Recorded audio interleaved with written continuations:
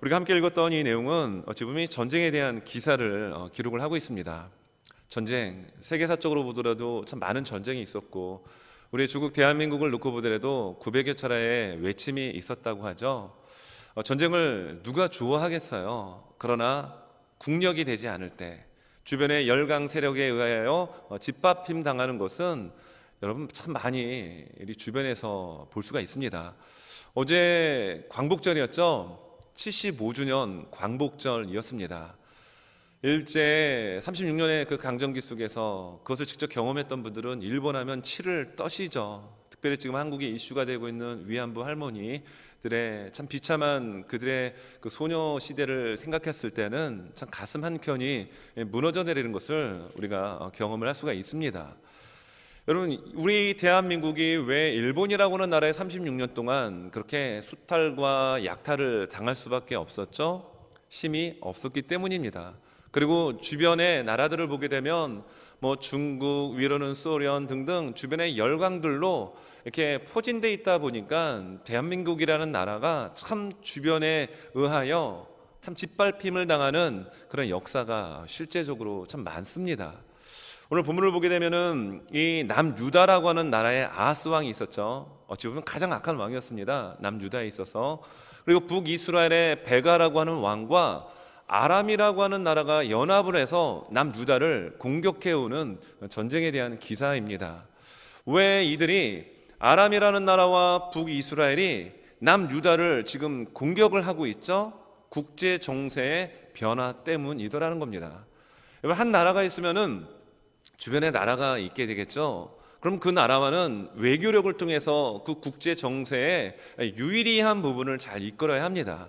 이것도 굉장히 중요한 외교력의 실력입니다.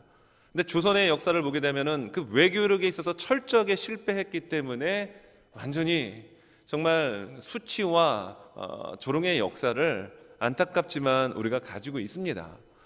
오늘 여기 보게 되면은 아람이라는 나라와 이 북이 이스라엘이 왜 남유다를 침공했느냐? 이때 당시의 국제 정세를 잠깐 말씀을 드리자면요.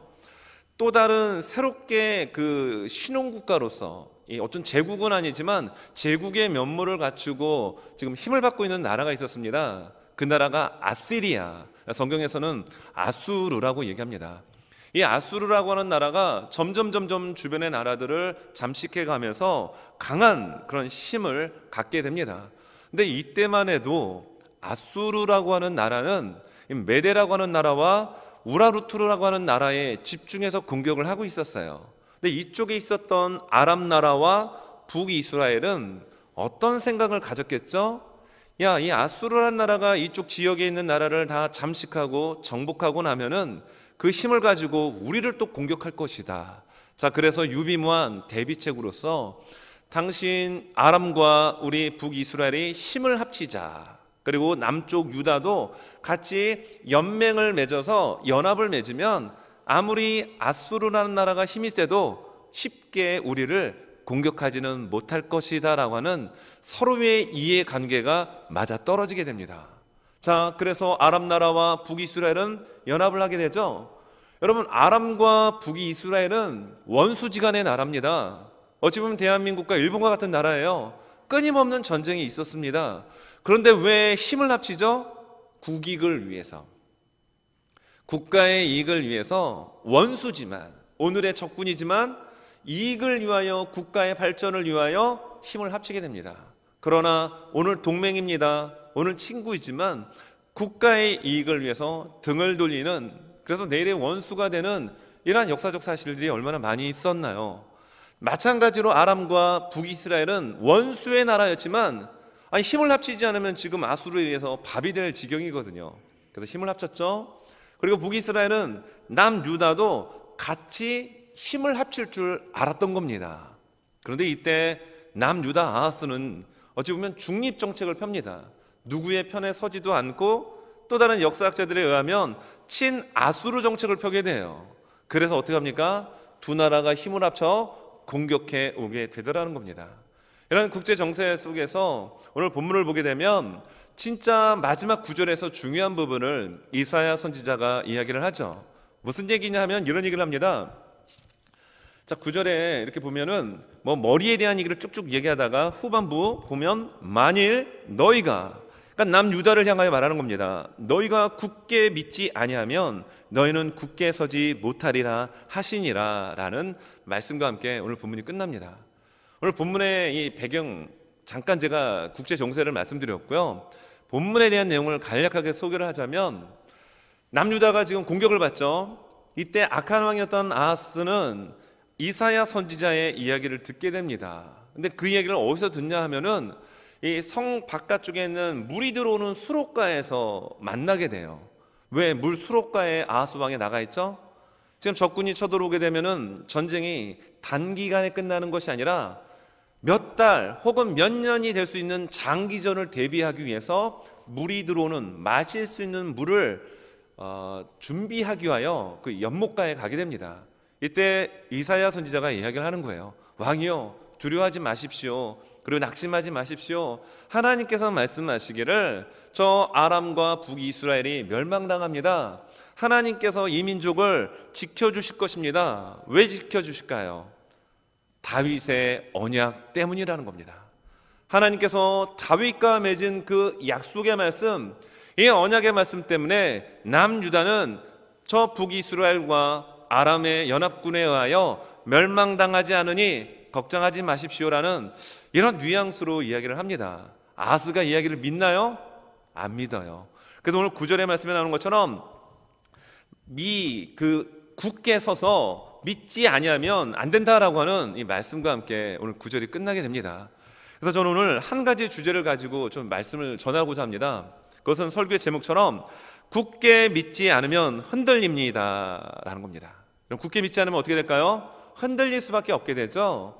그래서 이러한 주제를 가지고 오늘 본문 내용을 믿음의 눈으로 한번 볼 것이고요, 믿음이 없는 불신앙의 눈으로 오늘 본문을 한번 보면서 말씀 전하고자 합니다. 여러분, 굳게 믿지 않으면 흔들릴 수밖에 없습니다. 오늘 9절의 말씀 제가 다시 한번 읽어드립니다. 에브라임의 머리는 사마리아요, 사마리아의 머리는 르말리아의 아들 리니라. 베가 왕, 그러니까 북이스라엘의 18번째 왕을 말하는 겁니다. 만일 너희가 유다 아하스 왕을 향하여 말하는 겁니다. 굳게 믿지 아니하면 너희는 굳게 서지 못하리라 하시니라. 지금 굳게 서야 된다, 하나님이 하신 약속의 말씀을 믿고 굳게 서야 합니다라는 이런 이야기를 지금 이사야 선지자가 아하스 왕에게 이야기를 하고 있습니다. 여러분, 두 다리에 힘을 주고 굳게 서 있으면요, 웬만한 충격에도 잘 넘어지지 않습니다. 그러나 가만히 긴장의 끈을 풀어놓고 있다가 누가 툭 치면 어떻게 되죠? 넘어지게 됩니다. 하물며 우리의 이 육신도 두 다리에 힘을 바짝 주고 있으면은 웬만한 충격을 견딜 수 있는 것과 같다라고 한다면, 우리의 영적인 세계에 믿음으로 하나님의 약속의 말씀을 굳게 붙들고 있으면 하나님께서 쓰러지지 아니하도록, 넘어지지 아니하도록 붙잡아 주시고 인도하여 주시는 거예요. 눈으로 볼 땐 아람의 군사력 월등합니다. 만약에 남유다 왕이었던 아하스가 북이스라엘이 그냥 두 나라와의 격전이었다라고 한다면은 해볼만 했을 거예요. 그러나 아람 군대는 군사적으로 우위를 점하였습니다. 군사적으로 뛰어났습니다. 그 나라가 북이스라엘과 연합군을 형성하여 쳐들어온다니 겁이 났던 겁니다. 이 전쟁엔 승산이 없다라는 것을 직감적으로 알 수가 있었다라는 거예요. 여러분, 그러한 가운데 이사야 선지자가 무슨 얘기를 하죠? 아닙니다. 두려워하지 마십시오. 낙심하지 마십시오. 하나님께서 이 민족을 지켜주시고 오히려 저 북이스라엘을 망하게 할 것이라는 얘기를 8절, 그래서 65년이라는 수치를 이야기합니다. 여러분, 65년이라는 수치가 왜 나오냐 하면 이 본문에서는 베가왕 이후로, 오늘 본문 이후로 12년 후로 BC 722년에 북이스라엘은 아수르에 의해서 멸망당해요. 근데 65년이면 53년이 더 지나게 되거든요. 어떤 역사적 사실이 있냐 하면 아수르의 왕이 완전히 멸망당한 북이스라엘의 인구를 다른 지역으로 이주시킵니다. 그리고 사마리아 성에는 전혀 다른 외국 노동자들을 이쪽으로 인구 이동을 시켜버리는 거예요. 그러면 나라는, 북이스라엘은 이미 멸망을 했습니다. 그리고 그로부터 53년이 지난, 그래서 오늘 8절에서 말하는 65년이라는 세월이 지나고 난 이후에 인구까지도 완전히 뒤섞어 놓아서 북이스라엘의 혈통은 말 그대로 완전히 섞여버리고 그들은 다른 곳에서 타향살이를 할 수밖에 없는 이러한 모습을 오늘 48절에서 이야기를 하고 있는 겁니다. 그러면 아하스 왕의 입장에서는 무슨 얘기죠? 걱정하지 말라는 얘기입니다. 하나님께서 아무리 힘들고 어려운 일이 있다 할지라도 너희 민족을 다윗의 언약을 통하여 내가 지켜줄 것이다 라고 하며 너의 믿음을 굳게 서서 흔들리지 않도록 지킬 것을 이야기한 겁니다. 여러분, 어제가 75주년 광복절이라고 말씀을 드렸죠. 여러분, 대한민국의 광복이 있기 위하여 얼마나 많은, 정말 많은 이들이 조국을 위하여 목숨을 버렸습니까? 특별히 지식층에 있던 많은 분들이 1941년, 42년까지 버틴 분들이 제법 있었어요. 그런데 1941년과 42년을 기점으로 해서 수많은 식자층, 지식층의 사람들이 대거 친일파로 바뀌고 맙니다. 왜 바뀌었느냐 하면은 일본이 안 망할 것 같았다라는 거예요. 시간이 지나면서 일본이 좀 이렇게 전쟁에서도 패하는 소식도 들려야 되고 뭐 좀 안 좋은 소식이 들려야 되는데 일본이라는 나라가 그 군사력이 막강해졌다라는 겁니다. 실례로 1941년 12월경에 아시아 지역은 일본 군대가 다 점령을 하고 맙니다. 그러나 홍콩이라는 곳에는 영국군이 주둔을 하고 있었습니다. 이 영국군이 일본군에 의하여 퇴각을 하게 됩니다. 여러분, 이러한 소식을 그러니까 지식층의 사람들은 접하잖아요. 그때 어떤 걸 느꼈겠어요? 아, 일본은 해가 지지 않는 나라, 망하지 않겠구나라는 이러한 마음이 들었을 때 조국을 위하여 독립군을 몰래 돕고 그리고 끝까지 조국을 위한 그 애국심을 버리지 않았던 지식층들이 대거 포기하고 일본 편에 서서 친일파의 그런 글들을 써게 됐다라는 이런 사실이 있다라는 겁니다. 왜 그들이 그렇게 긴 시간 동안 기다렸건만 일본이란 나라는 점점 강한 그런 제국주의의 모습이 눈에 보였기 때문에 결국 그들은 자신의 가졌던 조국 조선에 대한 애국심을 내려놓고 일본의 편에 설 수밖에 없게 되더라는 거예요. 오늘 이 이사야 선지자가 아하스 왕에게 이야기합니다. 왕이여, 두려워하지 마십시오. 낙심하지 마십시오. 하나님의 말씀이 이 남유다를 지켜줄 것이고 오히려 북이스라엘이 멸망당할 것입니다라는 이러한 말씀이 정말 믿어졌다라면 여러분, 아하스 왕은 두려워하지 않았을 것입니다. 마치 조국의 광복을 몇 년 앞두고, 몇 년 안 있잖아요. 만약에 41년에 변절했다고 한다면, 1942년에 변절했다고 한다면 3년에서 4년만 정말 끝까지 그것을 기다렸다고 한다면 역사에 남는 그런 애국자들의 명단에 오를 수도 있었을 것입니다. 그런데 그들은 왜 포기했나요? 일본이란 나라가 절대 망할 것 같지 않다라는 신념이 생겼기 때문에 그들은 결국은 변절하고 말 수밖에 없었다라는 것입니다. 우리의 믿음 또한 마찬가지입니다. 여러분, 우리가 하나님의 말씀 앞에 굳게 서서 있게 되면 흔들리지 않습니다. 여러분, 우리의 믿음이 견고하면 요동치는 파도 물결처럼, 바다 물결처럼 좌충우돌 우왕좌왕하지 않고 오직 예수 그리스도를 바라보며 믿음으로 전진하며 나갈 수 있도록 하나님의 언약의 말씀이 우리를 그렇게 붙들어 줄 줄로 믿습니다. 여러분, 믿음 위에 굳게 서십시오. 그러면 흔들리지 않습니다. 풍랑이 몰아쳐도 흔들리지 않도록 하나님께서 우리를 그렇게 이끌어 주십니다. 자, 그러면 오늘 본문을 보면서 믿음의 눈으로 볼 때는 오늘 본문이 어떻게 보이느냐, 또 반대로 믿음 없는 불신앙의 눈으로 오늘 본문을 바라보면 어떻게 해석되어지고 보여지느냐, 이 두 가지의 관점으로 말씀 전하고자 합니다. 여러분, 먼저 믿음의 눈으로 보게 되면요, 그 무시무시한 적군이 어떻게 보이느냐, 오늘 성경은 4절에서 이렇게 말씀합니다.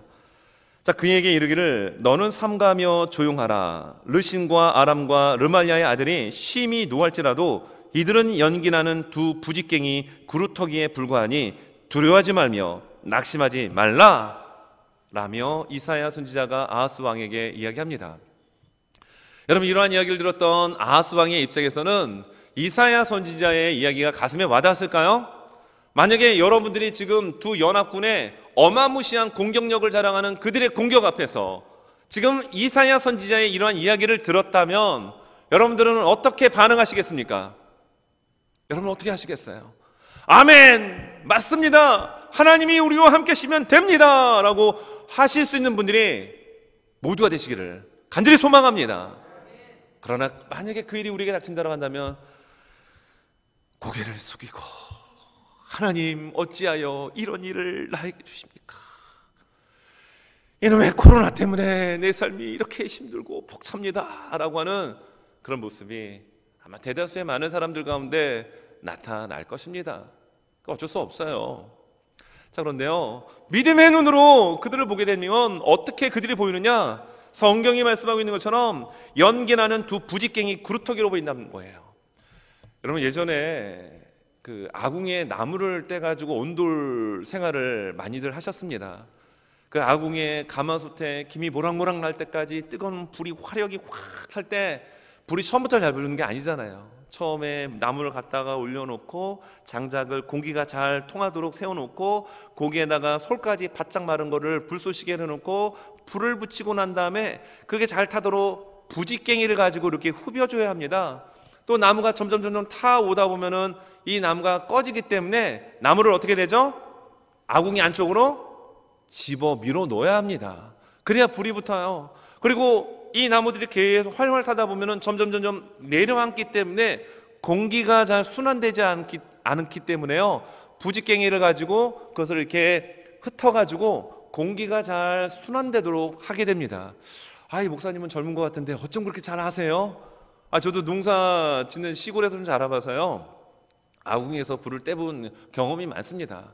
여러분 그때 부직갱이가 어떻습니까? 부직갱이에 불이 붙어요.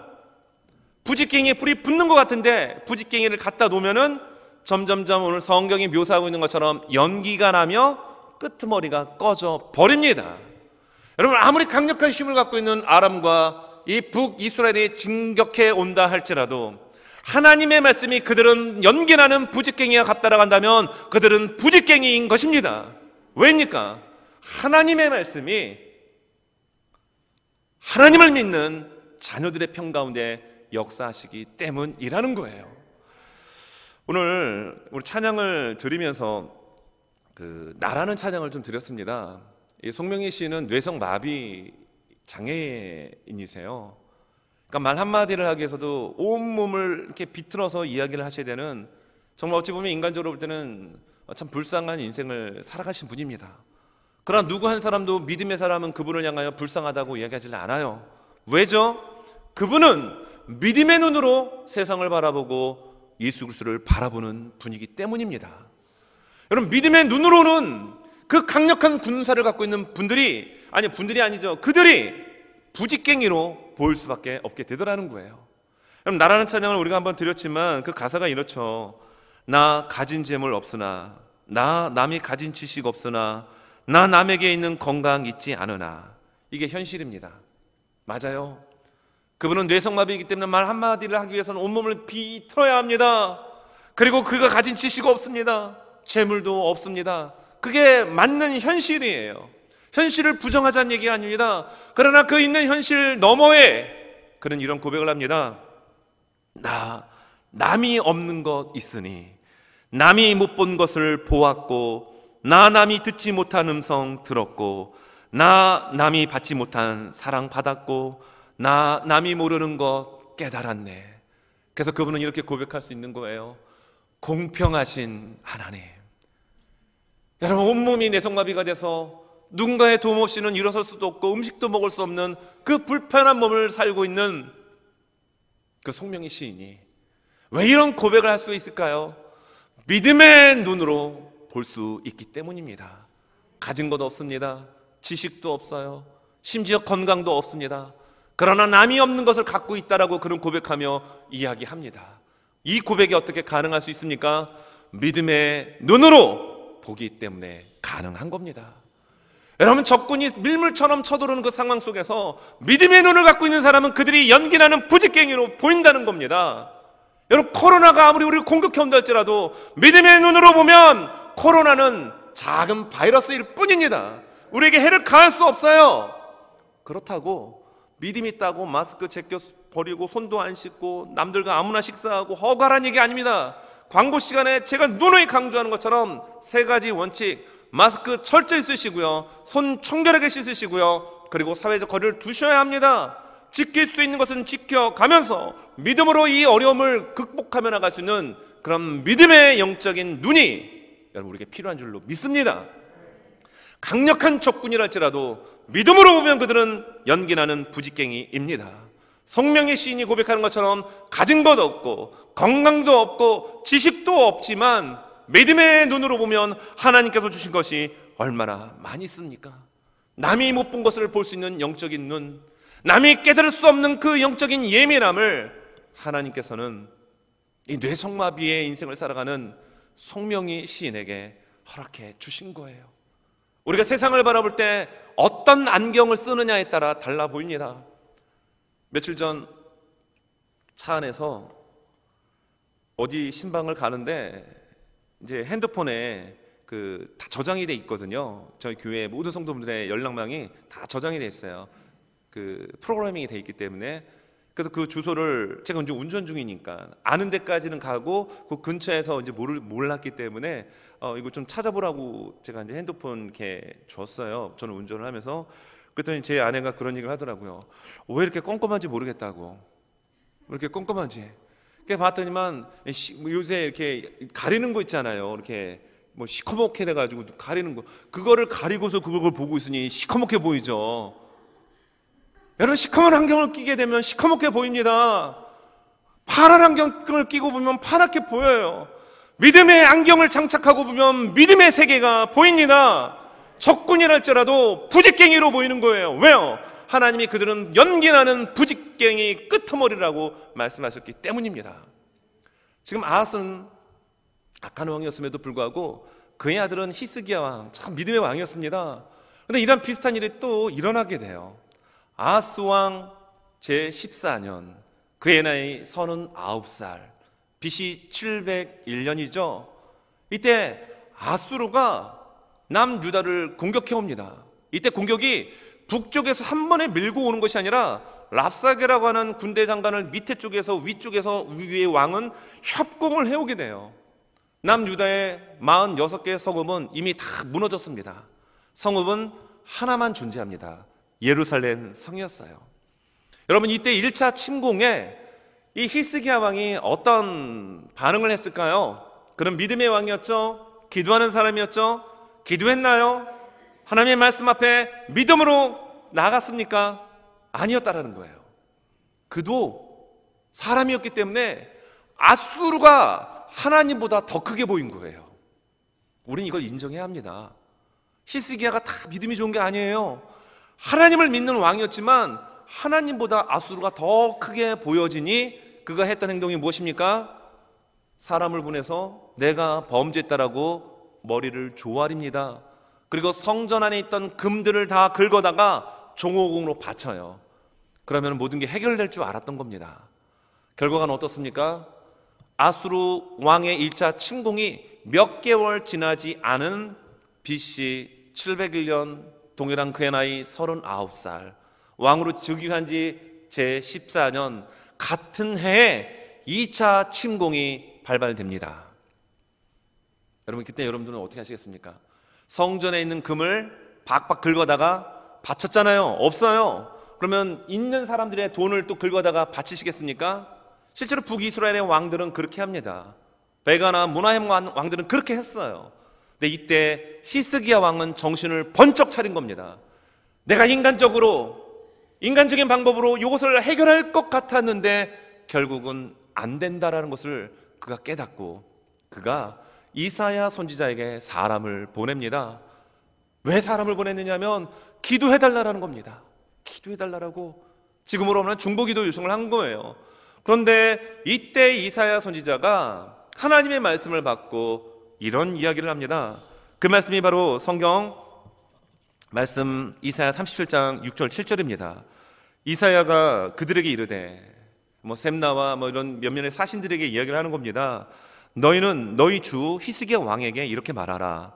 여호와께서 이같이 말씀하시되 너희가 들은 바 아수르 왕의 종들이 나를 능욕한 말로 말미암아 두려워하지 말라.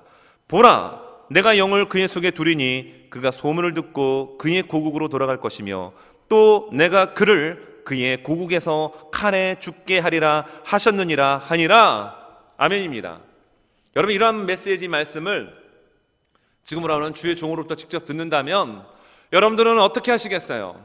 아멘 하고 마음이 평온해지시겠습니까? 아마도 알지 못해도 한참 모른다라고, 지금 국제정세가 어떻게 바뀌고 지금 전쟁의 흐름이 어떻게 바뀌는지 하나도 모르면서 저런 소리 한다라고 아마 얘기할 수 있습니다. 그러나 하나님이 말씀하시기를 그 왕이 어떻게 된다라고요? 고국으로 돌아가 칼에 죽는다 라고 하나님께서 말씀하셨습니다. 하나님의 말씀대로 그는 고국으로 돌아가 자신의 아들의 칼에 의하여 죽임을 당합니다. 오늘 37장 6절 7절의 말씀이죠. 이것이 37장 마지막 절에 그대로 이루어지면서 산헤르벳 왕은 죽게 됩니다. 일들이 어떻게 가능할까요? 믿음이 있는 사람은 하나님의 말씀 가운데 그것이 그대로 이루어질 것을 믿고 행동으로 옮깁니다. 이 편지를 받아든, 이 소식을 받아든 히스기야 왕이 어떻게 합니까? 군대 장관 랍사게가 하나님을 조롱하고 모독하고 히스기야 왕을 완전히 저주하는 편지의 글을 가지고 하나님의 성전으로 올라갑니다. 역시 믿음 있는 사람은 달라요. 다른 곳에 가지 않고 어디 갑니까? 하나님의 성전으로 올라갑니다. 코로나 때문에 힘들다고 할 때 여러분 더욱더 하나님의 전에 나와서 기도하시기 바랍니다. 사회적 거리 띄우고 토요일날 새벽 예배는 여러분 나오셔서 정말 기도로 이 어려움을 극복하며 이기셔야 합니다. 히스기야 왕이 그 어려운 상황, 모든 46개 성읍은 무너졌고 하나 남은 예루살렘 성을 겹겹이 포위한 아수르의 군대 앞에서 편지를 가지고 예루살렘 성전에 올라가 하나님 앞에 올려놓고 기도합니다. 그의 기도 가운데 하나님은 즉시 응답하사 여호와의 사자를 아수르 군대에 보내셔서 18만 5천 명을 하루아침에 송장으로 바꾸어 버리신 거예요. 놀란 역사였습니다. 그리고 어떻습니까? 이사야 선지자가 한 이 말씀처럼 그의 왕은 퇴각하고 고국으로 돌아가 칼날에 의하여 살해를 당합니다. 아수르 군대가 46개 성읍을 무너뜨리고 예루살렘 성을 겹겹이 포위한 그 현실 앞에서 이사야 선지자가 받은 하나님의 말씀은 도저히 믿을 수 없는, 너무나도 멀리 떨어져 있는 듯한 메아리 같은 이야기였어요. 그러나 믿음의 눈으로 그 말씀을 믿고 기도의 현장 가운데 나갈 때, 믿음의 끈을 놓지 않았을 때 하나님은 즉시 여호와의 사자를 보내어 이 18만 5천 명은요 오합지졸의 군대가 아닙니다. 이미 다른 모든 군대들, 아수르의 군대가 이미 북이스라엘을 멸망시킨 거예요. 그리고 주변의 모든 나라, 아람부터 해서 모든 나라를 다 정복한 상태였습니다. 그런 나라가 여러분 하루아침에 믿음을 놓지 않았던 히스기야의 기도, 그리고 하나님의 말씀을 믿었던 그의 믿음을 통하여 전쟁의 승리와 그 전쟁을 일으켰던 장본인은 칼날에 의하여 하나님의 말씀대로 죽고 말았다는 겁니다. 여러분, 믿음으로 바라볼 때 여러분 하나님은 믿음에 걸맞는 길들을 열어 가십니다. 여러분은 적군이 쳐들어오잖아요. 우리의 고난이 닥쳐오잖아요. 그것을 고난으로만 바라볼 것이 아니라 믿음의 눈으로 바라보면 연기나는 부직갱이로 보입니다. 히스기야처럼 18만 5천 명이 아니라 그 이상의 군대가 겹겹이 포위한다 할지라도 하나님의 약속의 말씀이 주어지면 그 말씀 붙들고 주 앞에 나가면 하나님께서 그 일을 열어 가십니다. 대표적인 예가 출애굽을 하는 과정 중에 모세가 12명의 정탐꾼들을 각 지파에서 뽑아가지고 40일 동안 정탐하고 돌아오게 하잖아요. 10명의 정탐꾼들의 보고는 어떻죠? 익히 우리가 아는 것처럼 부정적인 보고였습니다. 아니, 어찌 보면 그들의 이야기가 맞아요. 그들은 키도 크고 장대하고 그들에 비하면 우리는 체격 조건이 왜소해서 굳이 비유하자면 우리는 메뚜기예요. 그들의 이야기가 일리가 있고 이해가 되는 보고였을 수 있습니다. 그러나 믿음의 사람은 역시 달랐어요. 믿음의 안경을 꼈던 여호수아와 갈렙은 아닙니다. 그들이 키가 크고 힘이 센다 할지라도 하나님께서 저들은 우리에게 주신 밥입니다 라고 약속하셨잖아요. 그 땅을 우리에게 주셨잖아요 라고 하며 말씀을 붙들고 믿음을 붙들었던 갈렙과 여호수아의 보고처럼 여러분 그들은 결국 어떻게 됩니까? 여호수아의 밥이 되어 모든 7 족속이 가나안 땅에서 사라지게 되잖아요. 여러분 믿음의 눈으로 보느냐 그렇지 않느냐는 이런 엄청난 차이를 우리에게 가져옵니다.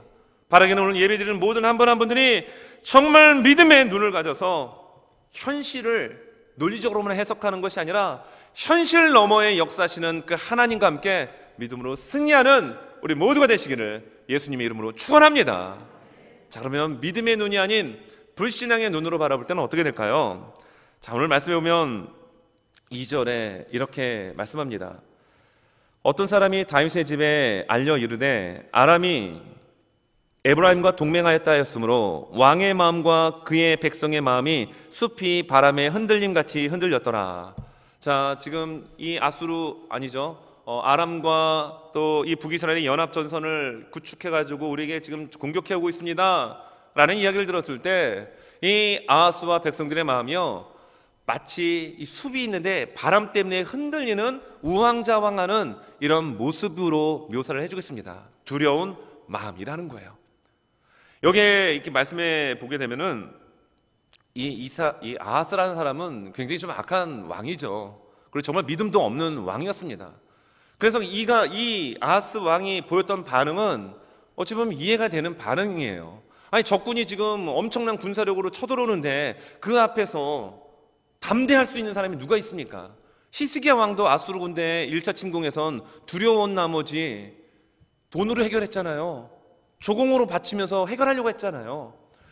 어쩌면 이게 당연한 것일 수 있습니다. 그러나 믿음이 없는 불신앙의 눈으로 볼 때는요 모든 것들이 견고하게 서 있지 않고 항상 요동치는 파도처럼 그리고 숲에 바람이 이는 나무처럼 이렇게 우왕좌왕할 수밖에 없다는 것을 우리에게 보여주고 있는 겁니다.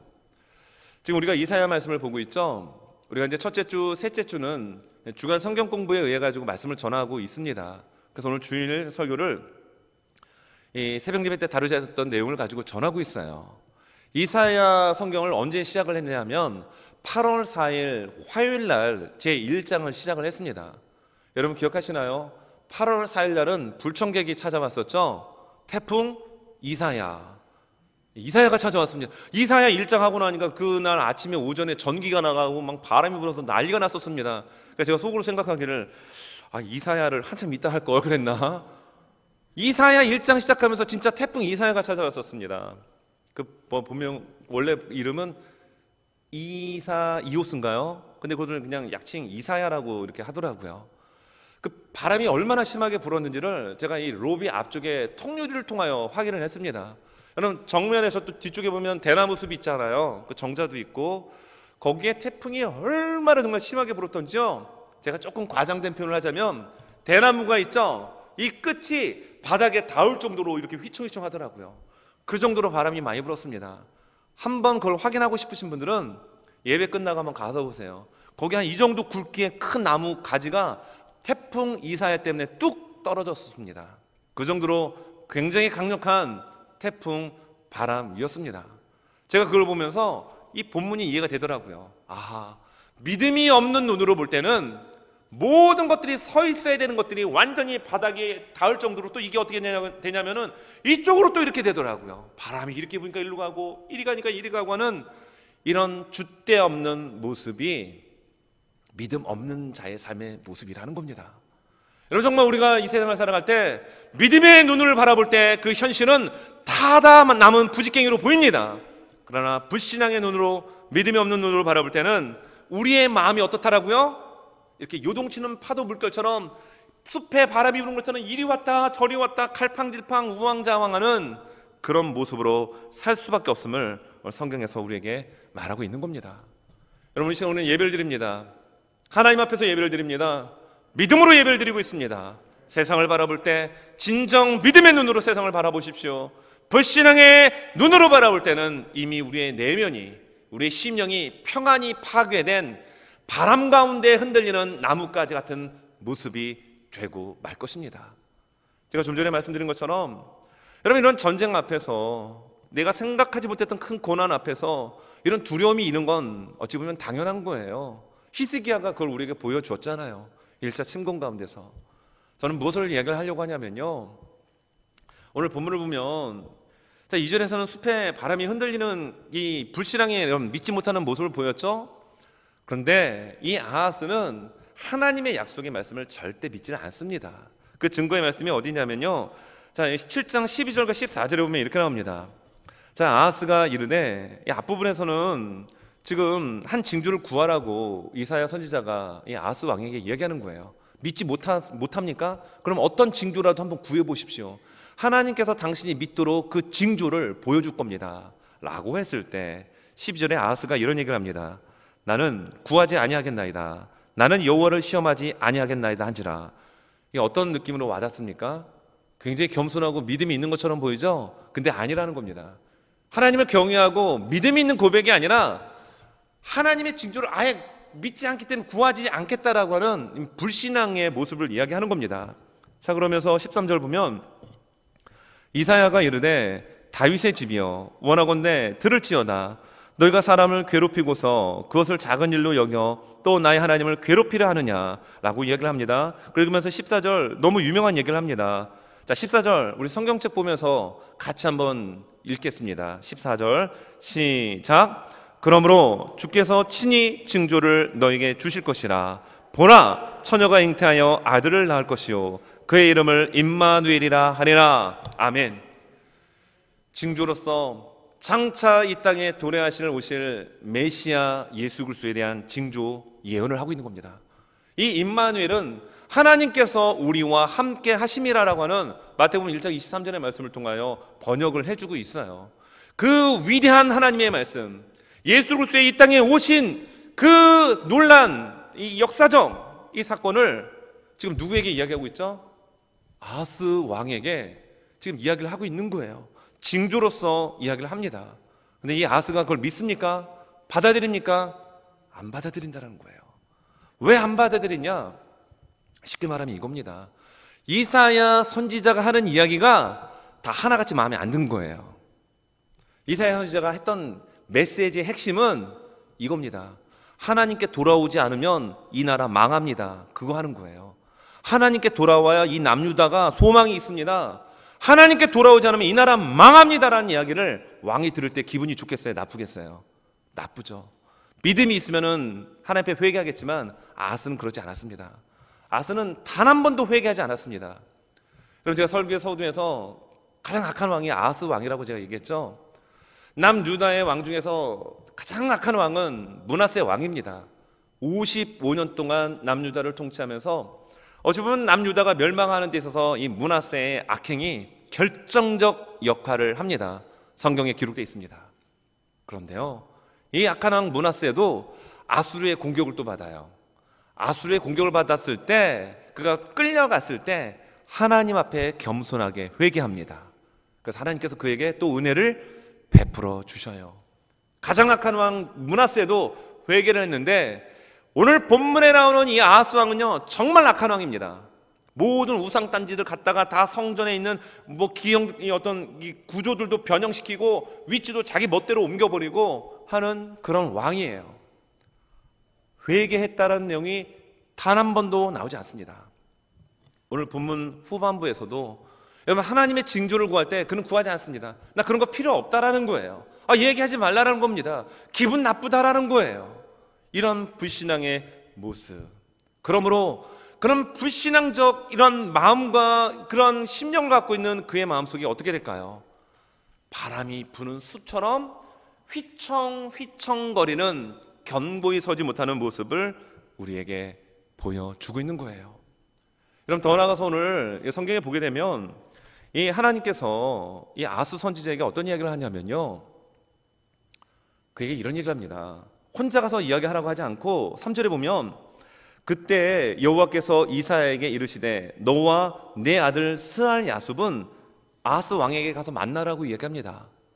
아하스 왕에게 이사야 선지자 혼자 가라고 얘기한 게 아니라 그의 첫째 아들 스알 야숲을 데리고 가서 하나님의 말씀을 전하라는 거예요. 여러분, 여기는 굉장히 깊은 뜻이 있습니다. 스알 야숲이라는 뜻이 어떤 뜻이냐면은 남은 자들은 돌아오라 돌아오리라 라는 뜻을 갖고 있는 거예요. 스알 야수, 어떤 뜻이라고요?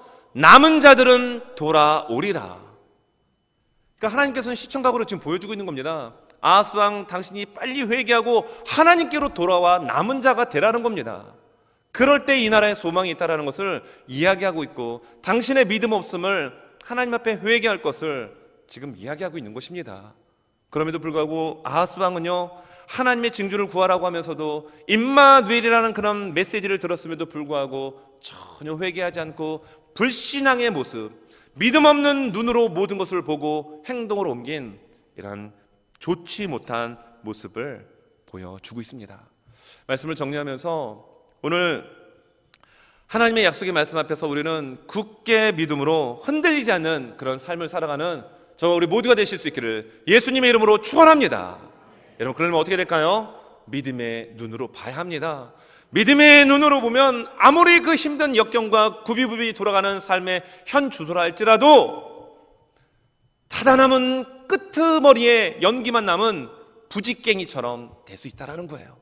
그러나 믿음이 없는 불신앙의 눈으로, 믿음이 없는 그런 눈으로 바라보게 되면 내 심령 가운데 평안, 평강, 안식은 다 송두리째 없어지고요, 태풍이 부는 그 가운데 나무가 휘청휘청거리는 두려움과 불안과 낙심의 삶을 살 수밖에 없음을 오늘 성경은 우리에게 보여주고 있습니다.